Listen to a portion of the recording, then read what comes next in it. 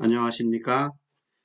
10월 29일 제9주차 발명교육과 스토리텔링의 동영상 강의를 시작하겠습니다. 지난주에 마지막 화면이 기체에 대한 내용이었는데 이 화면이었죠. 이제 기체에 대해서는 액체와 고체와 달리 압력, 부피, 온도, 질량 또는 몰수 이런 네 가지를 주어져야 기체에 대한 정보가 제공이 되는 건데, 그래서 사전 이제 작업으로 압력에 대해서 지난 시간에 공부를 했습니다.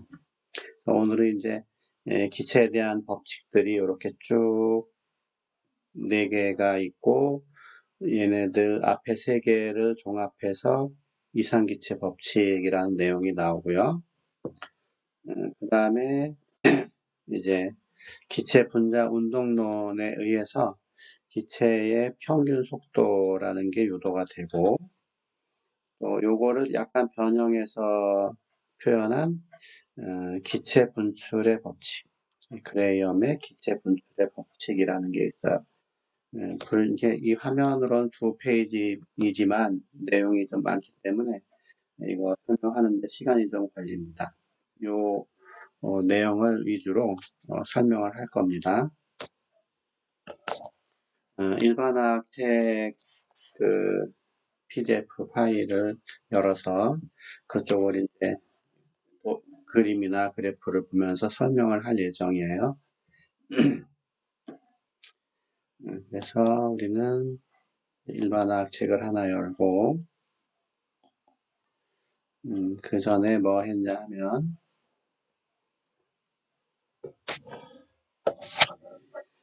압력을 우리가 이제 표시를 할 때 압력을 측정하거나 압력에 대한 고찰을 할 때 그런 게 있었죠. 어떤 유체가 공기나 물이나 수은이나 그런 유체가 이런 원기둥이든지 어떤 기둥에 일정한 높이를 유체가 이렇게 채워져 있으면, 이게 이제 보통은 압력을 측정할 때 수은을 사용해요. 수은 밀도가 13.6 정도 되는. 이제 수은이 여기 이제 막혀서 진공이라고 하면 요 경계면을 생각하는 거예요. 바깥쪽 수은의 경계면과 똑같은 높이의 안쪽의 경계면을 생각을 하면, 여기에 있는 수은의 입자는 중력에 의해서 이렇게 밑으로 누르는 힘을 받고, 대기의 압력에 의해서 유체를 통해서 전달이 되니까 위로 올라가는 힘을 받아서, 여기에 작용하는 수은 입자들은 평형을 이루는 거예요. 이렇게 올라가는 힘은 대기의 압력이고, 누르는 힘은 요 기둥에 해당하는 중력이죠. 수은의 중력. 이 중력이 누르는 요 압력이 결국은 대기의 압력과 같다. 그래서 이때 이제 이 대기의 압력이 요 기둥이 누르는 요 면적을 누르는 압력인데, 그것이 로 G H, 뭐 또는 이제 그리스 알파벳인데, 여기서 로는 유체의 밀도예요. 수은의 경우에는 13.6이죠. G는 중력 가속도로 9.8 m/s. H는 높이예요. 높이. 보통 이제 센티미터나 밀리미터를 사용하기도 하고, 표준 단위로 쓸 때는 이제 미터를 씁니다. 그래서 어떤 유체를 썼느냐에 따라서 높이가 달라질 테니까 이런 그 밀도 값이 이제 중요하게 작용을 하는데, 특별히 수은의 경우에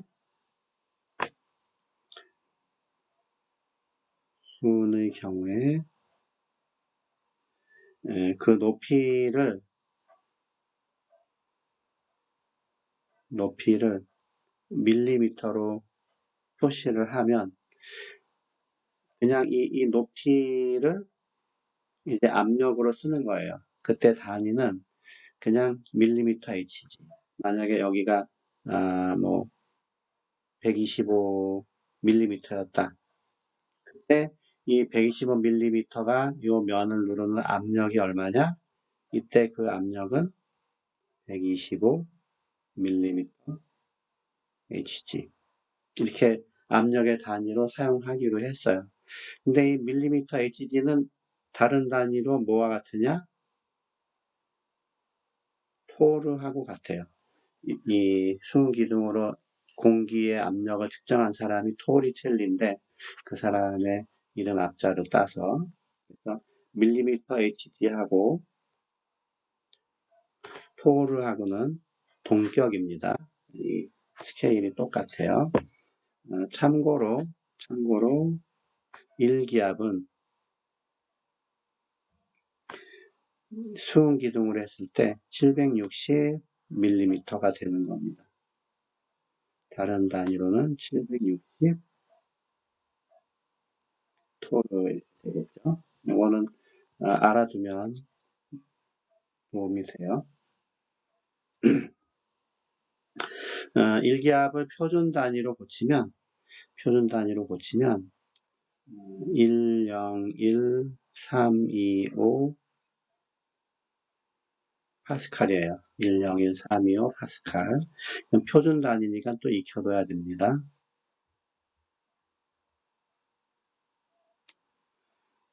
뭐 얘를 많이 쓰기는 하지만 공식적으로 표시할 때는 파스칼을 써요. 숫자가 너무 크기 때문에 얘를 참고로 101.325 하면은 킬로파스칼 1000으로 나누면, 그렇지 않고 100으로 나눴으면 1013.25 헥토파스칼. 밑에 이 단위는 일기예보, 태풍이 올 때 일기예보를 보면 태풍의 중심기압이 980 헥토파스칼이다. 이런 그 뉴스를 들을 수가 있는데, 파스칼의 100배 한 거를 헥토파스칼이라고 하죠. 이런 단위들은 이제 필요할 때에 적절하게 변환시킬 수 있으면 이제 좋습니다. 자, 압력 얘기는 이제 이 정도 하고, 수은의 경우에는 밀리미터로 나타낸 높이를 토르라는 단위로 써서, 또는 그냥 밀리미터 Hg로 써서 압력의 단위로 사용한다. 특별히 760mm인 경우가 1기압이다. 보세요. 압력, 이제 수은을 이용해서 압력을 재는 압력계를 여기 마노메타 이렇게 얘기를 했는데, 요 그림을 한번 생각해 보십시오. 어떤 상황인가? 세 가지 상태가 지금 나와 있는데, 왼쪽에는 이제 막혀 있는 관에 기체를 우리가 측정하고자 하는, 압력을 측정하고자 하는 기체를 채운 거죠. 여기 이제 기체가 들어있고, U자관으로 이렇게 해서 오른쪽이 막혀 있는 게 있고, 열려 있는 게 있어요. 열려 있는 거. 막힌 건 좀 단순해요. 막혀 있는 거는 미리 수온을 채워놓고 여기 공기를 빼서 진공 상태로 된 거예요. 진공 상태. 이제 기체가 적절하게 이제 압력을 행사를 하면 수은 기둥을 밀어서 양쪽의 높이 차이가 나게 되는데, 이때 아래 부분의 요 기준, 아래 경계선 기준으로 선을 이렇게 그어보면 여기에 있는 수은이나 압력이 똑같이 작용하는 겁니다. 더 높아지지도 않고 낮아지지도 않으니까. 네, 왼쪽에서는 기체가 압력을 나타내요. 좌측에서는 기체. 이쪽 압력은 P 기체. 오른쪽에서는 여긴 진공이니까 아무것도 없고 오로지 높이가 압력을 나타내는 거죠. 높이. 이 수은 기둥이면은 아까 로 G H에 해당하는 값인데 그냥 H 자체로만 계산을 해도 괜찮아요. 우변은 요 값인데 수은 기둥의 경우에는 H가 나타낸다. 이 양쪽의 압력이 똑같으니까 대기의 압력이 기둥의 압력과 같다. 이게 만약에 뭐 20cm다 그러면은 20cm면 200mm니까 이렇게 되겠죠. 기체가 나타내는 압력이 200mm 있다. 로지 H 중에 수은의 경우에 높이만 쓰면 된다. 자, 열려있는 경우는 약간 다른데 왜냐하면 외부에서 공기가 여길 누르고 있어요. 이게 이제 대기압을 나타내요. 이름이 대기압. 보통 해수면에서 대기압은 1기압이라고 대체로 설정을 하면 돼요. 그렇지 않으면 이제 압력계로 설정을 해야 되지만 기체를 넣었는데 기체가 압력이 별로 세지 않아서 대기압이 누르는 힘 때문에 왼쪽이 더 높아졌다. 그러면 아래 경계를 이렇게 선을 그어보면 이쪽에서 누르는 힘과 이쪽에서 누르는 힘이 이제 똑같다는 얘기인데 결국 압력이 똑같다는 얘기인데 좌측에서는 기체도 누르고 있고 이 수은도 누르고 있겠죠. 좌측은 어디다 쓸까요? P 기체도 있지만 수은 기둥도 같이 누르고 있는 거예요. 오른쪽에는 이 허공이죠. 여기 이제 공기만 이렇게 차 있으니까 오른쪽은 대기압. 요게 서로 같다 하는 거예요. 그러니까 기체의 압력은 하고 정리를 하면 대기압에서 요 기둥의 높이를 빼면 되겠죠. 자, 오른쪽은 약간 높이가 역전이 됐는데 똑같은 장치인데 제가 압력이 높으면 대기압보다도 높으면 오히려 이 누르는 힘이 세서 오른쪽이 더 올라가겠죠. 이때도 이 아래쪽 경계를 기준으로 생각을 하면 왼쪽에서는 기체만 누르고 있으니까 왼쪽은 기체의 압력, 오른쪽은 대기도 누르고 수은 기둥도 같이 누르고 있어요.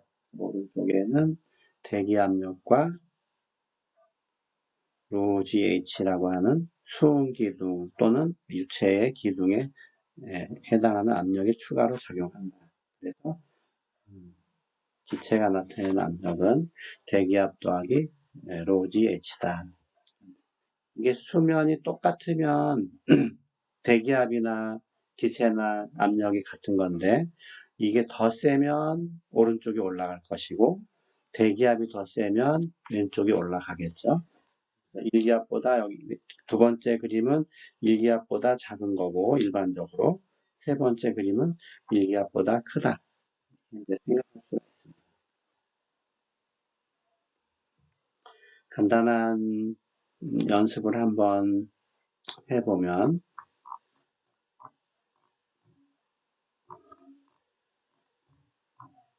자, 이 그림을 한번 보고 연습을 해보죠. 어렵지 않습니다.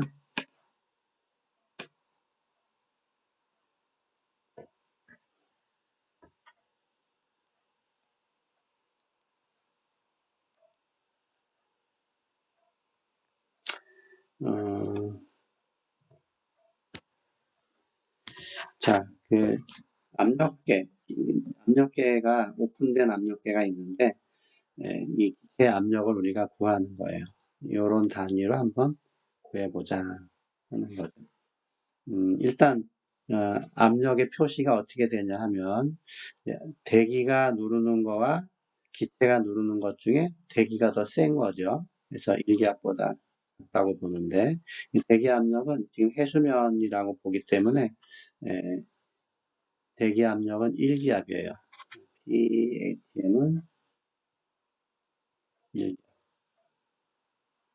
다른 단위로 하면은 760mm Hg 이렇게 되겠죠. 4.63은 이게 어떻게 되나요? 1인치가 2.54cm이기 때문에 4.53은 2.54를 곱해보면 얘는 11.76cm 밀리미터로 하면 117.6mm겠죠, 높이가. 네, 수온이라고 했으니까 요 높이에 의해서 작용하는 압력이 101.6mm Hg 하는 겁니다. 그래서 왼쪽에 작용하는 압력은 P기체, 기체니까 ATM이 아니라 기체라고 써야 되겠죠. 플러스 117.6mm Hg가 왼쪽에서 작용하는 거고, 요 높이의 오른쪽 부분은 대기가 작용하는 거니까 해수면에서 대기는 1기압이에요. 1기압은 760mm Hg다. 그러면 1번 기체의 압력은 몇 밀리미터냐? 그럼 기체 압력이라는 것은 760에서 이거 이항하면 빼면 되겠죠. 기체 압력은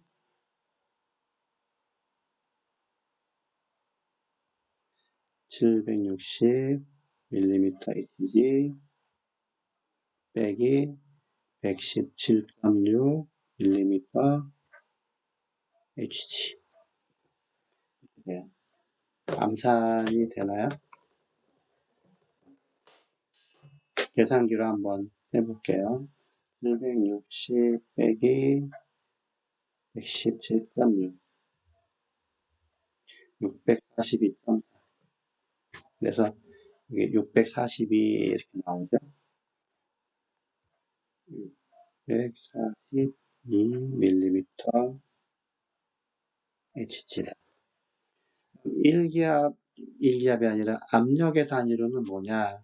그래서 1기압이 얼마였나요? 760mm Hg였죠. 그러니까 642를 이제 기압으로 표시를 하고 싶으면 그냥 써서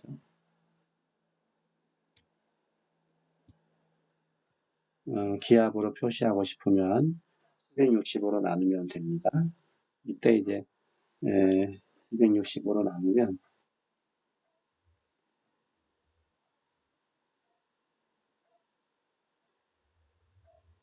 나눠볼게요.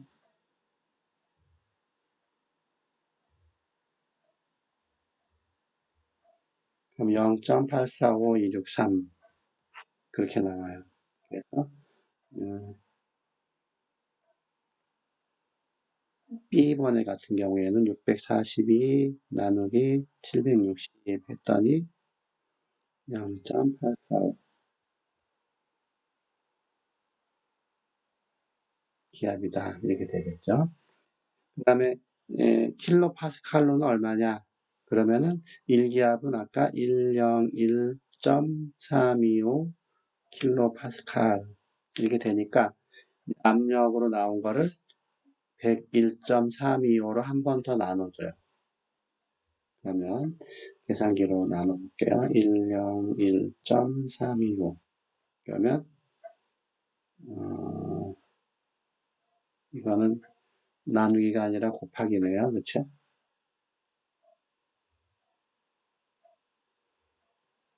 그러면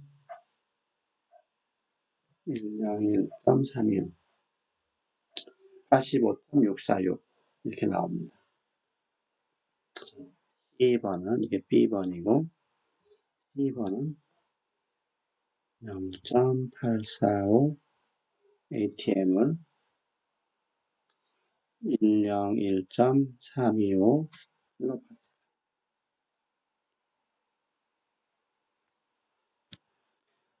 얘로 곱해주면 그 결과가 85.6 킬로파스칼이다. 85.6, 0.845, 642 이렇게 이제 나오게 되는데 그거는 다 앞에서 배웠던 요 단위를 적절하게 활용하면 되는 거예요. 기본적으로는 이 압력이라는 것이 오른쪽의 대기압에서 기둥의 압력을 뺀다. 이게 이제 처음에 알아야 되는 거고, 그 다음부터는 그냥 단위만 바꾸는 거니까 별로 어렵지 않습니다. 단위 바꿀 때 좀 체계적으로 바꾸는 연습이 좀 필요한데, 뭐가 볼까요? 처음에 642가 나왔는데,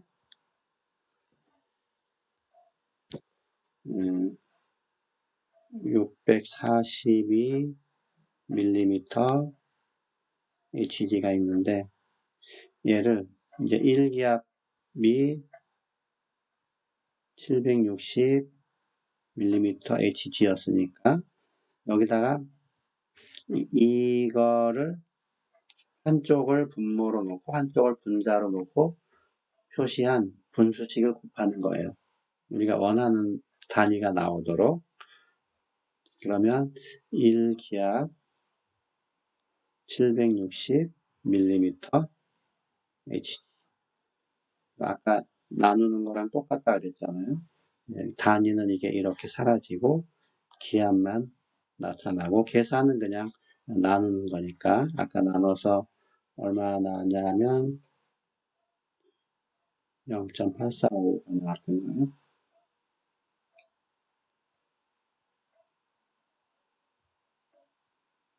이렇게 계산이 됩니다. 또 이제 C번 같은 경우에 0.845 기압을 이번에는 킬로파스칼로 하는 거니까 1기압이 101.325 킬로파스칼이었어요. 얘를 분모로 하고 얘를 분자로 하든지 얘를 분모로 하고 얘를 분자로 하든지 그 중에 하나를 이제 이용할 건데 기압에서 바꾸는 거니까 기압이 밑으로 가는 게 자연스럽죠. 그래야만 되겠죠. 101.325 킬로파스칼. 그러면 기압이란 단위가 사라지면서 숫자는 그냥 곱하기만 하면 돼요. 곱하기만 하면. 곱하면 얘는 85.6 킬로파스칼이다. 우리가 지금 금방 한 과정을 보면 1기압이 760mm HG라는 표가 이렇게 주어지면 이 표가 주어지면 환산표예요. 이게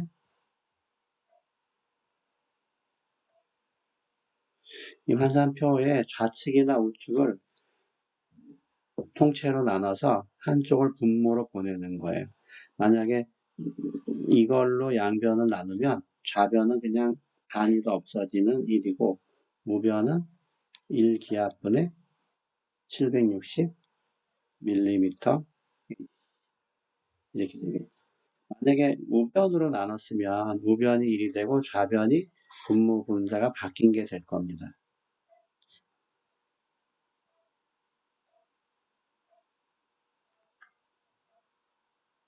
이렇게.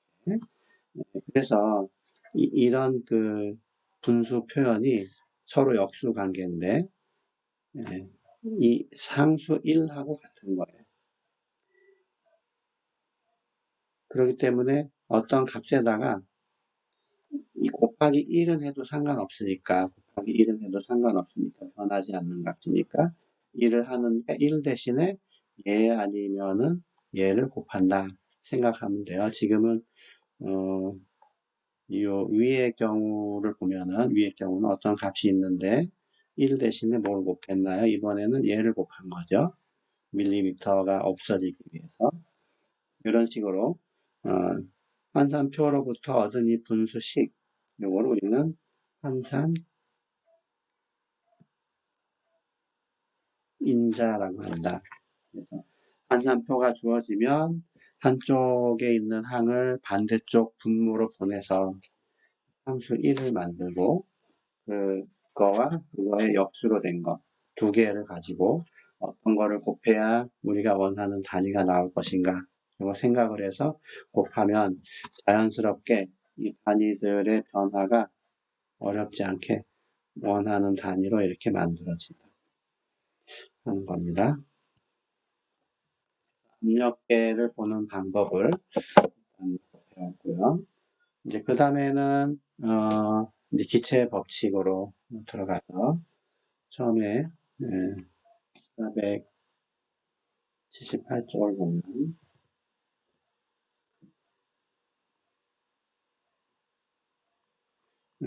자 여기 이제 뭘 알고 싶은 거냐 하면 온도를 바꾸면서 압력을 한번 조사해 보고 싶다. 그래서 이제 실제로 실험을 한 거죠.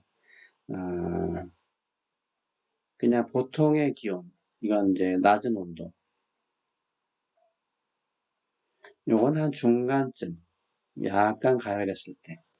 여기는 좀 더 격렬하게 가열을 해서 기체의 온도가 뜨거워지도록 간접적으로 가열한 거예요. 물을 담아서 물을 가열함으로써 기체가 뜨거워지게.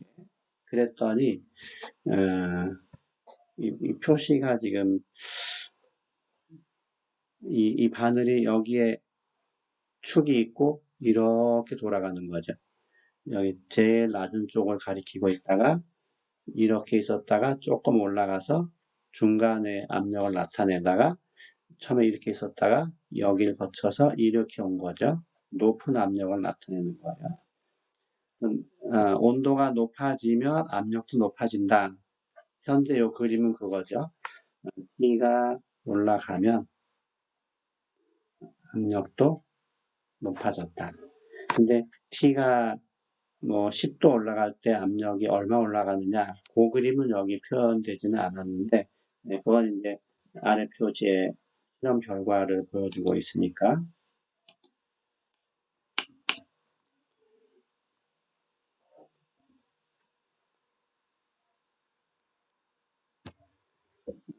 요게 이제 실험 데이터, 실험 결과 데이터에 한 몇 가지 온도에서 150, 150, 마이너스 50, 마이너스 100 압력을 킬로 파스칼 단위로 측정한 것이 여기에 있는데 얘를 절대 온도로 바꾸면 모든 온도에서 273을 더하면 절대 온도가 돼요. 273을 더하면 100이면 33 이렇게. 그래서 절대 온도를 X축으로 놓고 측정된 압력을 Y축으로 놓으면 6개의 점들이 273에도 있고 여기 보면 이렇게 있죠. 6개가 이렇게 놓인 걸 알 수 있습니다. 이게 직선상에 놓였다 하는 걸 알 수 있어서 실험 결과는 여기까지예요. 더 낮은 압력으로 측정하는 건 쉽지 않으니까 이것만 해도 영하 100도까지 내려갔으니까. 근데 얘를 계속해서 연장을 해봤더니 이 직선이 원점을 향해서 놓여 있었다 하는 게 중요한 겁니다. 우리가 X가 올라갈 때 Y도 올라가는 현상을 많이 관찰하는데 그게 이렇게 있어도 같이 올라간다고 얘기하고 이렇게 있어도 올라간다고 얘기하고 이렇게 있어도 올라가는 얘기죠. 특별히 원점을 지나갈 때에 두 변수의 그 상관관계가 원점을 지나가는 직선에 놓일 때 우리는 비례한다 라는 말을 써요. 원점이 아니면 비례한다고 하지는 않고 그냥 같이 뭐 증가한다 이렇게 표시를 합니다.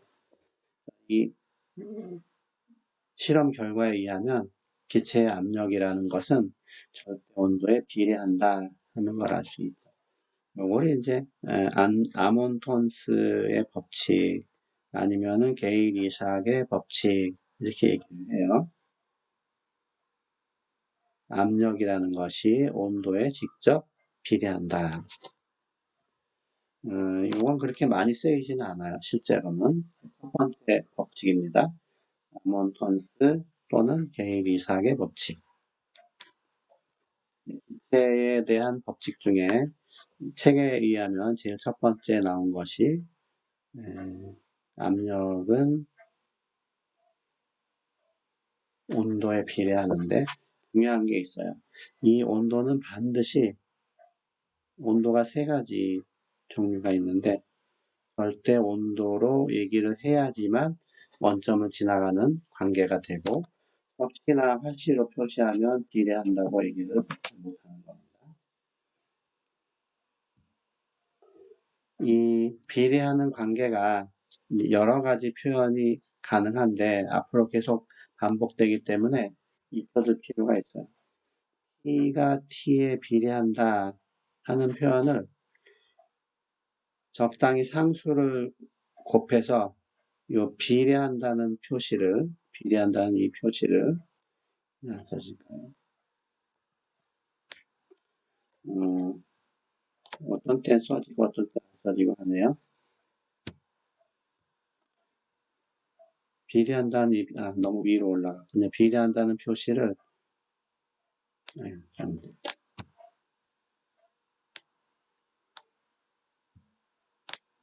요렇게 표시를 했는데 이 비례한다는 요 표시를 안 보이면 안 되는데 비례한다는 표시를 등호로 이렇게 바꾸는 조건으로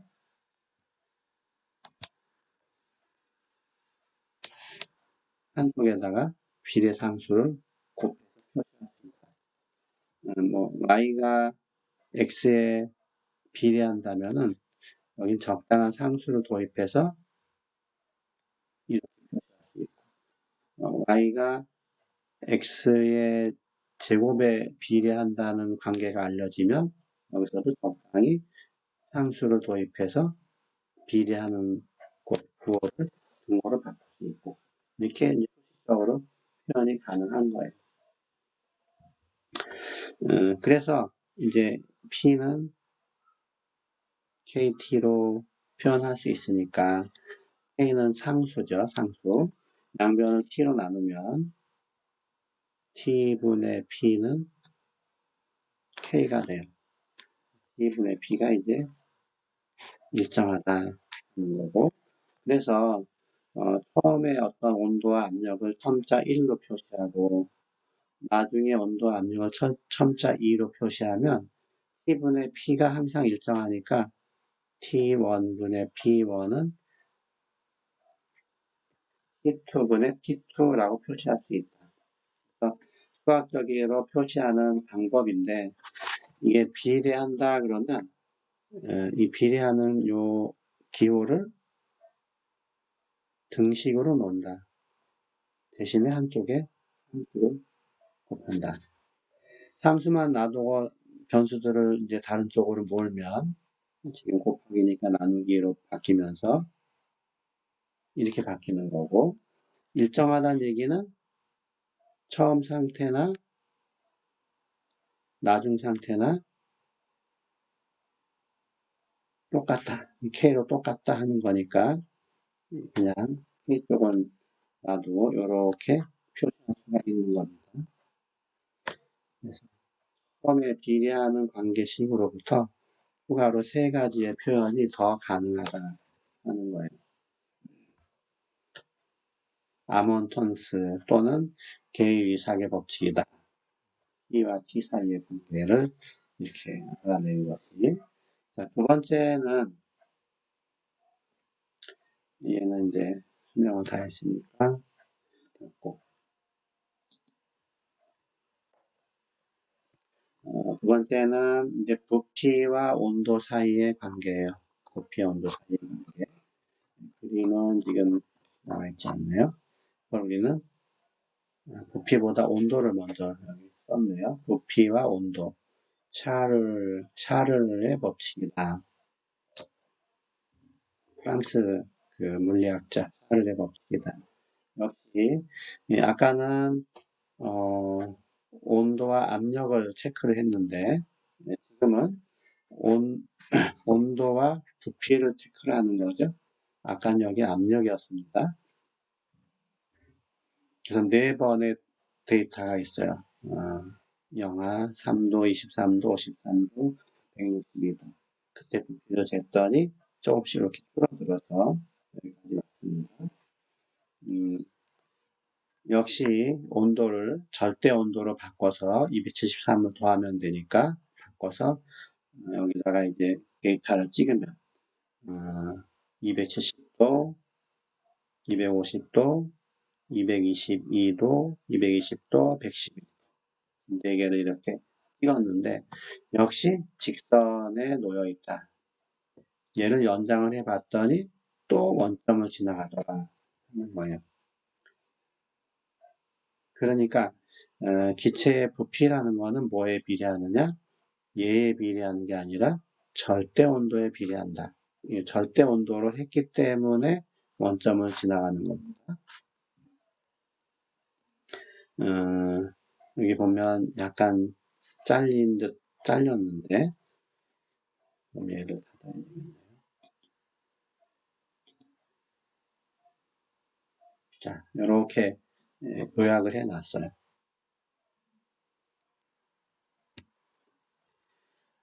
기체의 부피라고 하는 것이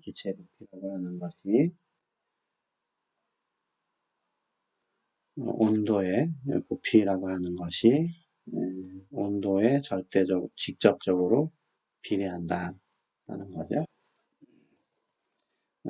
뭐 부피와 온도를 우리가 관계를 아는 거기 때문에 압력은 당연히 일정하게 놔야 돼요. 처리 과정이 부피가 온도에 비례한다. 비례하는 표현을 등호로 놓으면 상수가 곱해진 거죠. 역시 K만 놔두고 다른 쪽으로 옮기면 T1분의 V1은 T2분의 V2다. 아니면 그냥 T분의 V는 상수다. 이렇게 돼요. 다시 노트에서 똑같이 적으면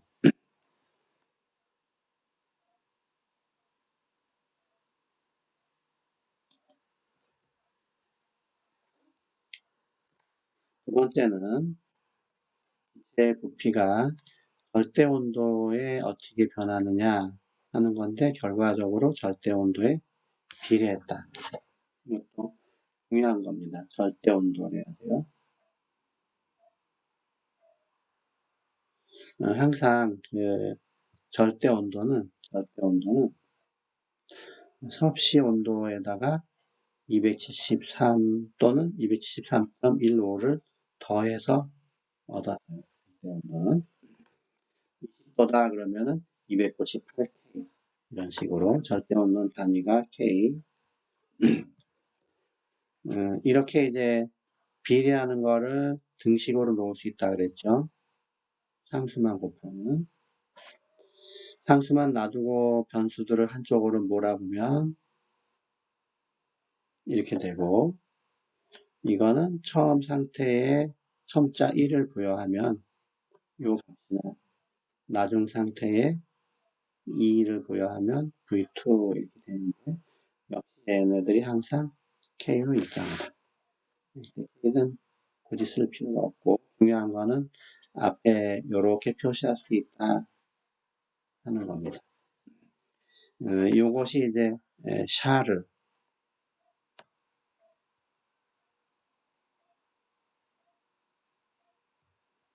샤를의 법칙이에요.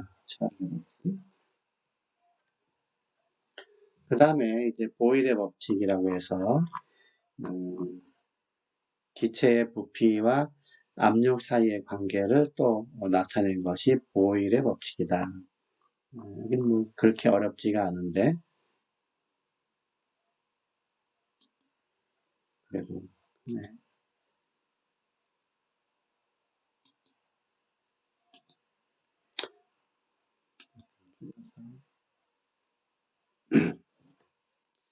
주사기 같은 장치로 된 실험 기기를 하나 준비를 하고 이거를 준비하고 위에다가 마개를 하면서 압력계를 달고 또 여기 적당히 뭐 돌리거나 무게를 다르게 해서 내려갔다 올라갔다 이렇게 압력을 변화시킬 수 있게 하는 건데 압력을 그때그때 여기서 이제 측정을 하면 되겠죠. 압력을 측정하면서 요 제가 나타내는 그 측정을 하면 어떤 압력에서 부피가 얼마 또는 부피가 얼마일 때는 압력이 얼마 X, Y축은 서로 바꿔도 괜찮으니까 데이터를 가지고 그래프 좌표 평면에 점을 찍어 봤더니 이렇게 직선이 아니라 부드러운 곡선이 나오도록 이렇게 됐어요.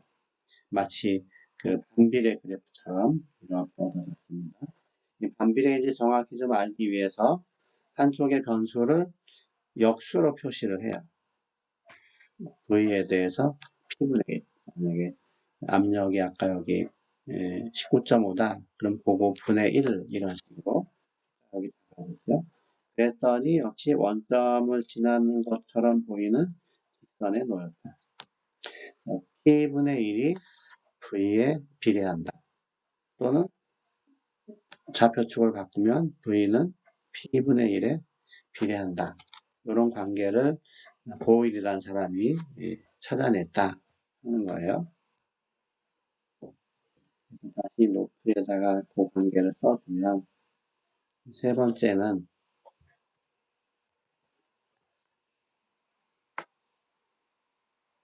기체의 부피가 압력에는 반비례하는데 그 압력을 역수로 표시하면 비례한다. 기체의 부피는 압력에 반비례한다. 말로 하면 비례하는 거를 분모로 나타내는 조건으로 상수를 곱한다.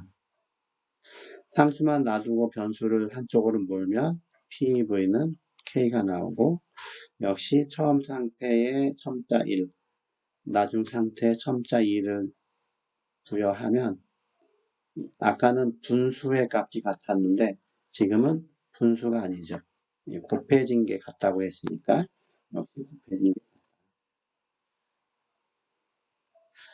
일정한 K다. 까지 쓸 필요 없고 요 관계가 이제 계산식에 많이 이용이 되는 거예요. 이거는 이제 보일의 법칙.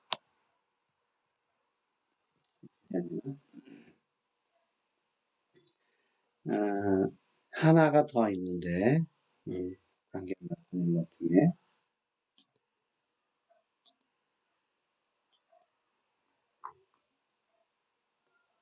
식을 변화하는 과정은 앞에서 한 거랑 똑같아요. 패턴이 정해져 있으니까.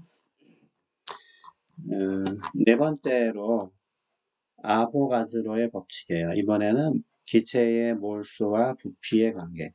이건 실험 데이터는 지금 표시되어 있지 않은데 결과만 지금 있죠. 결과적으로 기체의 부피라는 것은 몰수에 비례한다.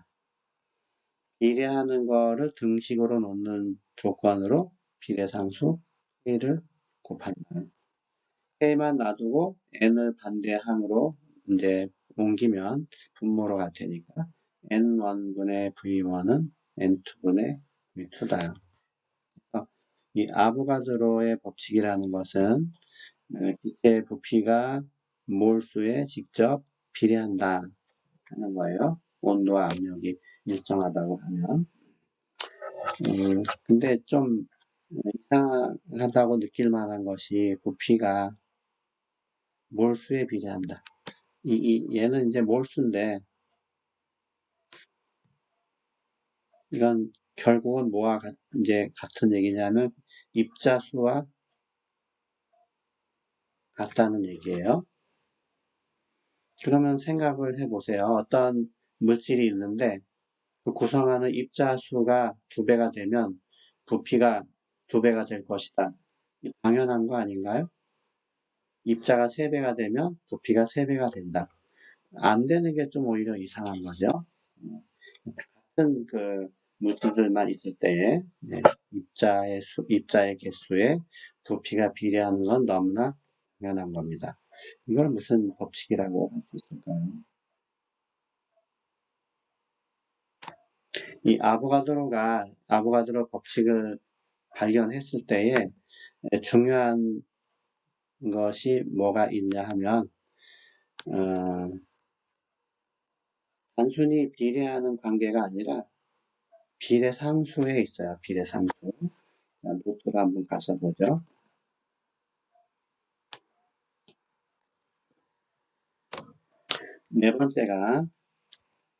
세 번째까지 있죠. 첫 번째는 잘 안 쓰인다고 했습니다. 네 번째가 부피와 곧바로 비례를 썼으니까 부피가 몰수에 비례한다 하는 거고, 결국은 비례상수를 도입해서 등호로 놓을 수가 있고, 상수만 놔두면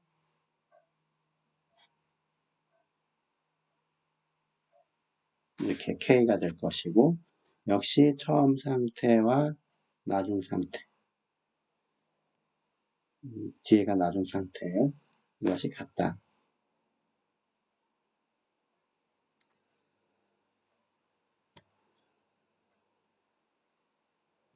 이렇게 이제 정리를 할 수가 있다. 근데 앞에서 얘기한 것처럼 얘는 지극히 당연한 사실일 것이다. 이 아보가드로 법칙이 특색이 있는 것은 이 K에 대한 정보를 언급을 하고 있다는 거예요. K에 대한 정보. 뭐냐 하면 비례상수는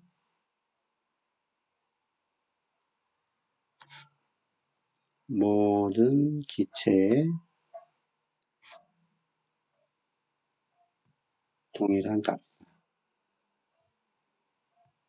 온도와 압력만 정해져 있으면 수소 기체에 대해서 사용한 비례상수나 뭐 암모니아 기체에 대해서 사용한 비례상수나 똑같다는 거예요. 이게 좀 획기적인 겁니다. 수소 기체는 입자가 작고 암모니아는 그거보다 훨씬 큰데도 불구하고 기체에 대한 이 부피는 같은 비례상수를 갖는 관계로 몰수를 비례한다. 예를 들어서 0도씨 1기압에서 1몰을 가지고 이제 부피를 재면 부피가 이제 22.4리터가 나온다는 건데, 이 조건이 다른 기체를 써도 똑같다는 거예요. 그러니까 0도씨 1기압에서 몰과 부피 사이의 관계는 이렇게 주어지는데 이때 K가 22.4 리터 퍼 몰이라고 하는 모든 기체에 대해서 동일한 값을 갖는 수소를 1몰 측정을 하면 22.4리터, 암모니아 1몰 측정하면 22.4리터. 여기 이제 1몰 비례상수 22.4리터 퍼 몰이니까 이렇게 해야 이제 아보가드로 법칙에 대한 그 취지가 잘 살아나는 거예요. 단순히 비례한다고 하는 것보다는 비례상수가 모든 기체에 대해서 동일한 값이다. 아주 중요한 겁니다. 이제 4가지 법칙 중에 3가지가 부피와의 관계예요. 이름을 쓰지 않았죠. 이거는 아보가드로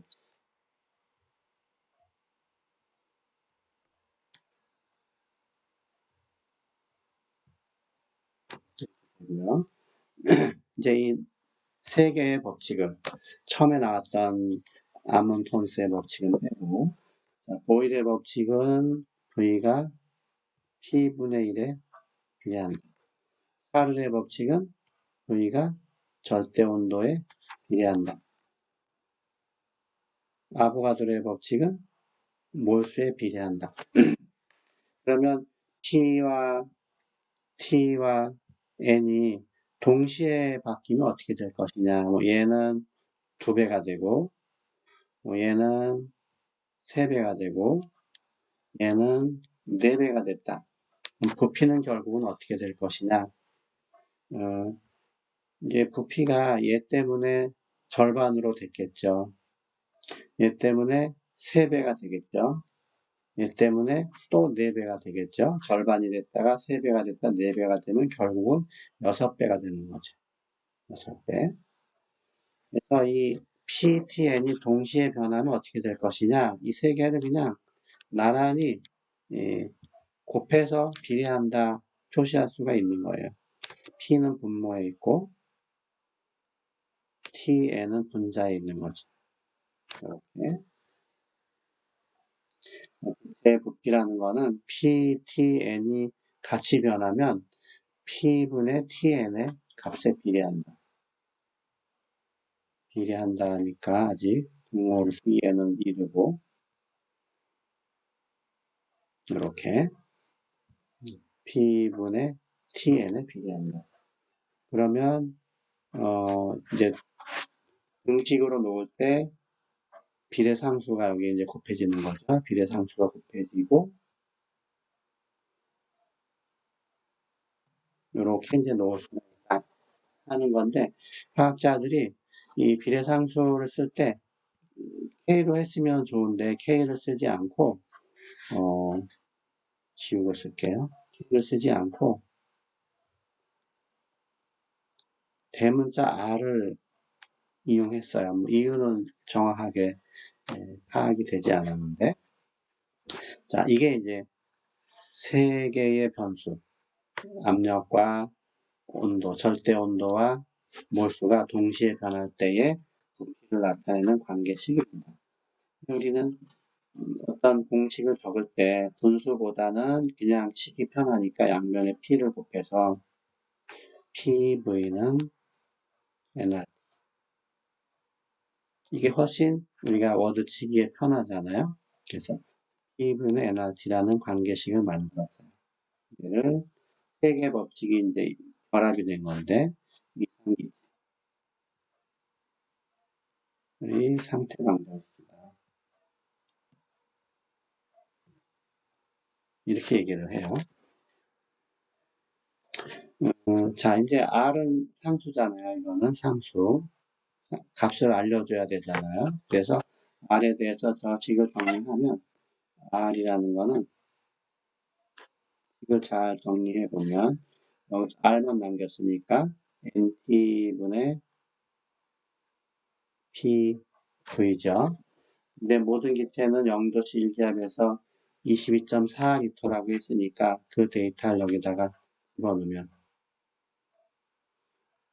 1몰. 모든 기체는 0도씨 1기압에서 1몰. 0도씨 1기압. 222.4L다. 모든 기체에 대해서 이런 관계가 성립을 하니까 모든 기체에 대해서 이런 관계가 성립을 하는 겁니다. 정리를 이제 계산기로 정리를 하면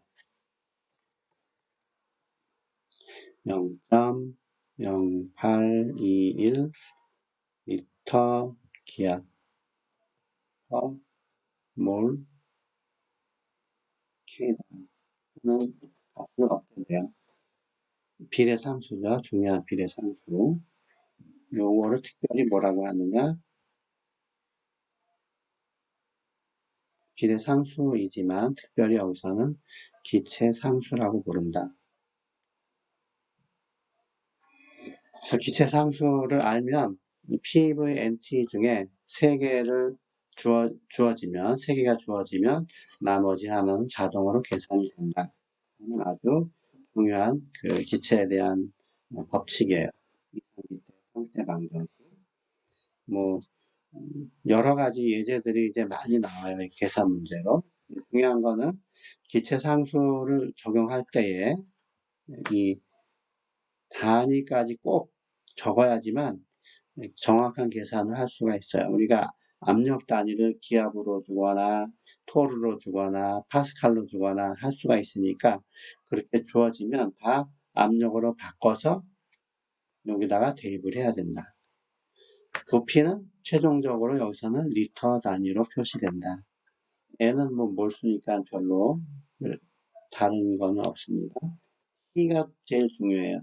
T는 반드시 절대 온도, 켈빈 온도를 이용해야 된다.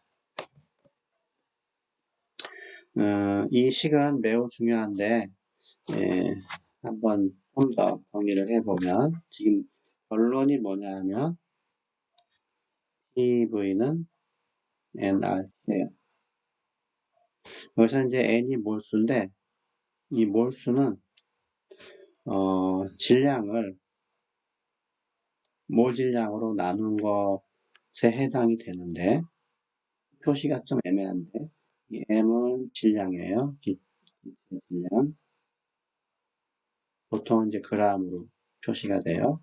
이 길게 이렇게 내려 쓴 큰 m은 몰 질량이에요. 몰 질량. 크기는 분자량과 같아요. 단위가 문제지. 분자량과 크기는 같습니다. 1몰의 질량이에요. 그래서 예를 들어서 뭐 O2다. 그러면 얘는 32.0 g/mol.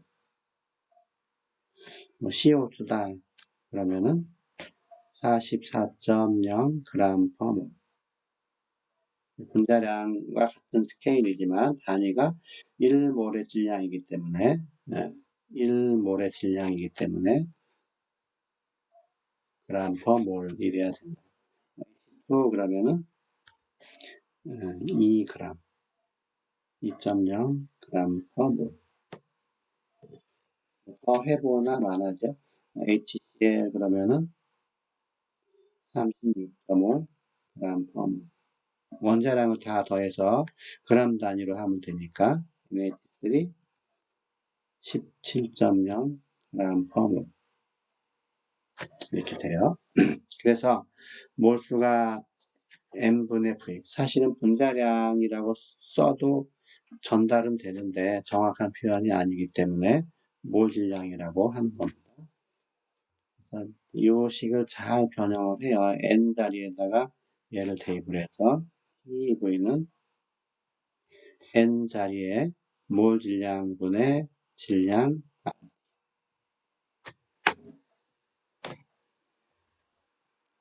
요 관계를 여기다가 대입을 해서 나온 거죠. 그럼 요걸 잘 변형을 하면 어떻게 되나요? V분의 V를 반대편으로 보내고 M은 하면 이 필요 없는 이 세 개를 또 왼쪽 항으로 보내는 거죠. 필요 없는 세 개를 이렇게 나눠.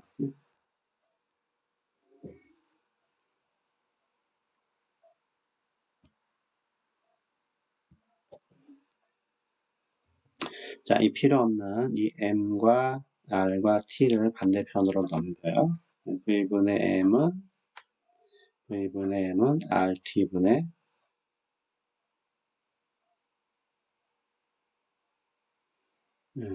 M이 되죠. M. 이렇게.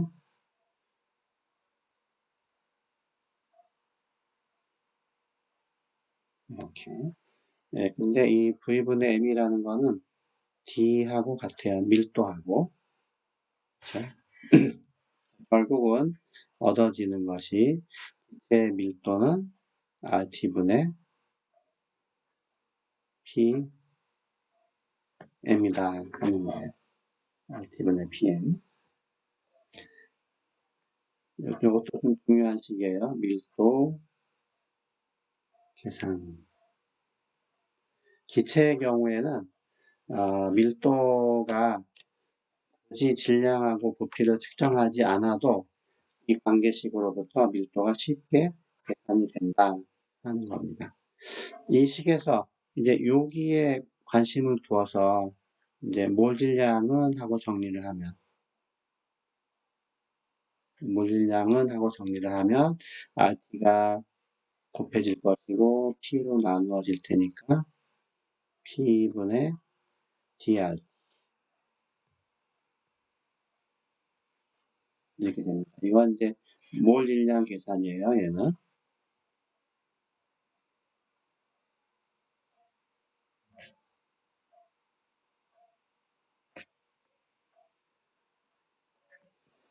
어떤 기체의 분자량을 모를 때 압력과 온도와 밀도 세 개만 주어지면 이제 몰질량이 계산이 된다 하는 겁니다. 분자량을 알고 싶을 때 어떠한 온도와 압력에서 밀도를 계산해서 분자량은 이제 알 수가 있다. 이 M이란 표현이 약간 혼동이 되는데 화학에서 많이 쓰는 알파벳 중에 이 M이 있는데 얘는 보통 몰 농도에 많이 써요. 우리가 농도 공부하면 이제 큰 M을 쓸 텐데 그래서 이 큰 M도 여기서 이제 모질량인데 몰농도하고 헷갈리니까 교재 같은 데서는 글씨체를 좀 바꿔서 나타내요. 이렇게 좀 흘려 쓰면은 이건 이제 몰 질량이다. 그래서 시간이 많이 됐는데 그 표시가 된 것만 여러분에게 한번 알려줄게요. 391쪽이니까 조금만 내려가면 돼요.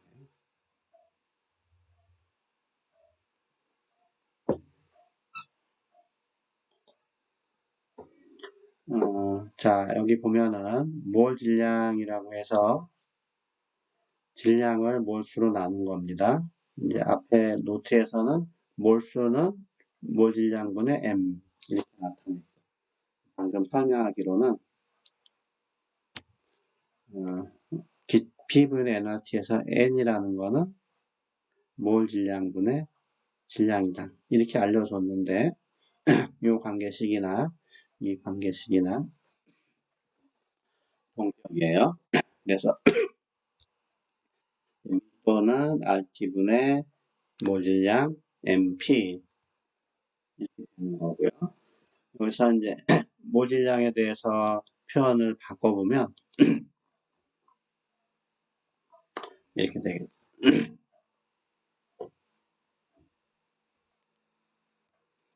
몰질량이라는 것은 P분의 아까 뭐라고 했냐면 몰질량은 P분의 dRT다.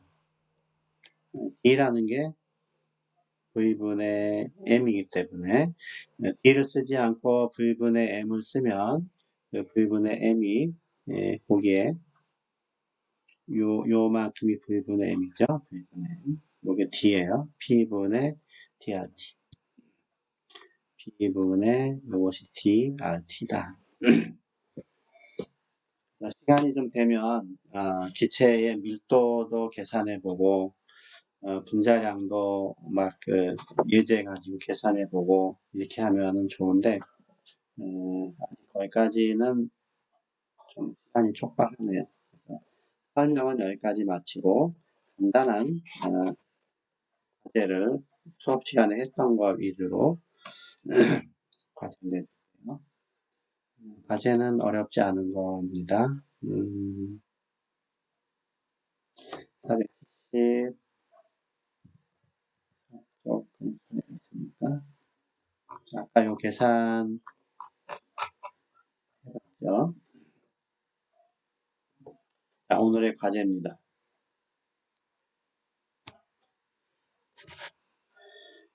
요런 그 압력 측정 장치, 압력계로 기체 압력을 쟀는데, 아까 이건 실제로 했으니까, 우리가 이제 요걸 좀 바꿔서, 숫자 뒤집어서, 높이가 3.64 인치였다. 라고 하고, 해수면이에요. 해수면. 1기압. 이 오픈된 요쪽은, 이제 대기압은